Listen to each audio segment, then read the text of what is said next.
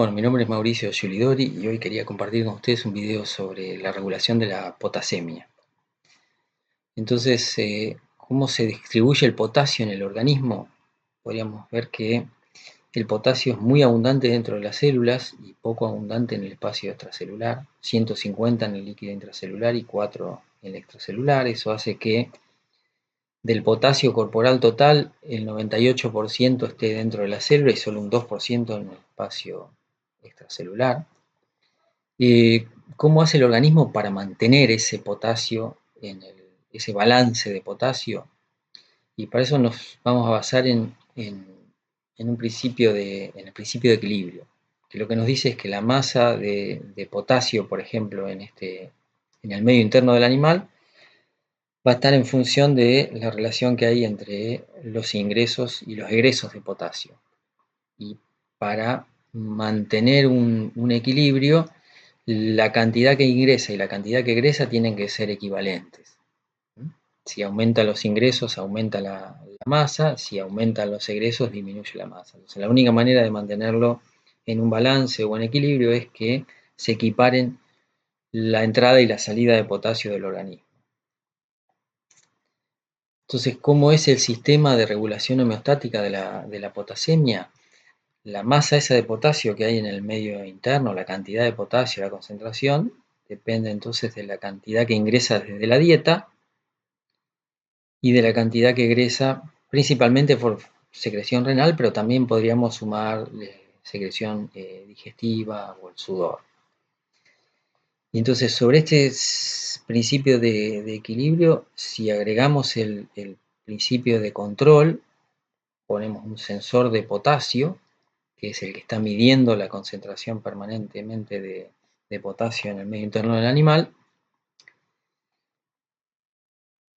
le va a ir a informar, en la medida que aumenta la concentración de potasio, a unas células de la corteza adrenal que casualmente son las que fabrican la aldosterona. Tienen un valor de ajuste de alrededor de 4 milimoles, 4 miliequivalentes por litro.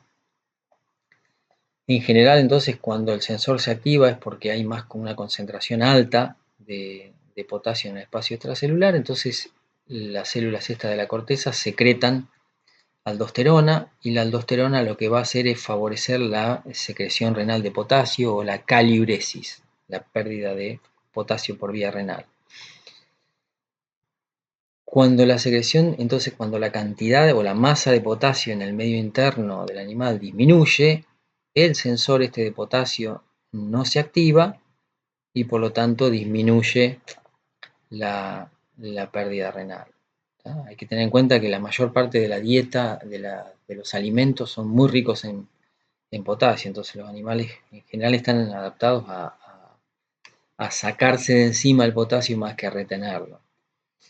Y el último detalle es que en este caso la célula productora de aldosterona ella misma actúa como sensor de potasio.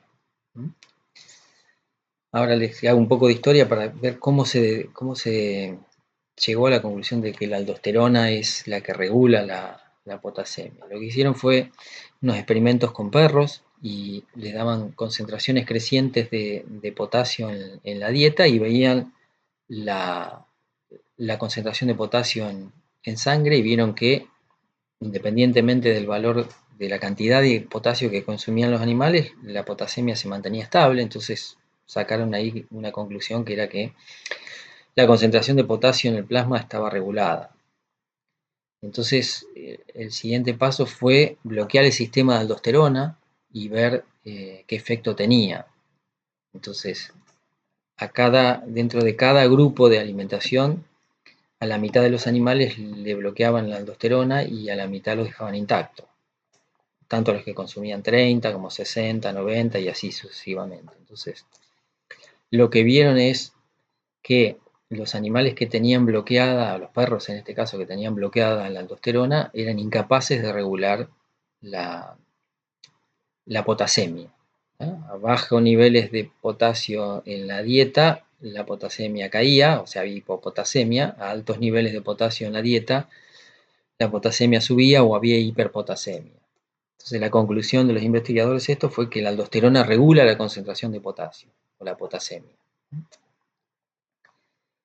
Y en estos últimos años se ha hablado de una regulación homeostática del potasio, no solo mediante esa regulación homeostática que es la que veíamos antes, sino mediante un sistema de prealimentación. El sistema de retroalimentación lo que hace es, en la medida que aumenta la concentración de potasio en plasma o la potasemia, aumenta la caliuresis o la excreción renal de potasio por el efecto de la aldosterona. ¿eh? Entonces es una caliuresis. Cuando aumenta la potasemia, entonces lo que les decía recién, efecto aldosterona. Pero también últimamente se está hablando de un efecto de prealimentación. Hay un sensor que detecta la cantidad de potasio que se absorbe a nivel del tubo digestivo y que no se sabe bien todavía por qué mecanismo, lo que hace es favorecer o inducir una caliuresis, una excreción de potasio. En este caso entonces es una caliuresis anticipada en respuesta a una cantidad de potasio ingerida, o sea, es independiente de la potasemia. O sea, el organismo se anticipa a la cantidad de potasio que se va a absorber o que se está absorbiendo desde el tubo digestivo y favorece la pérdida a nivel renal. Bueno, muchas gracias, suerte.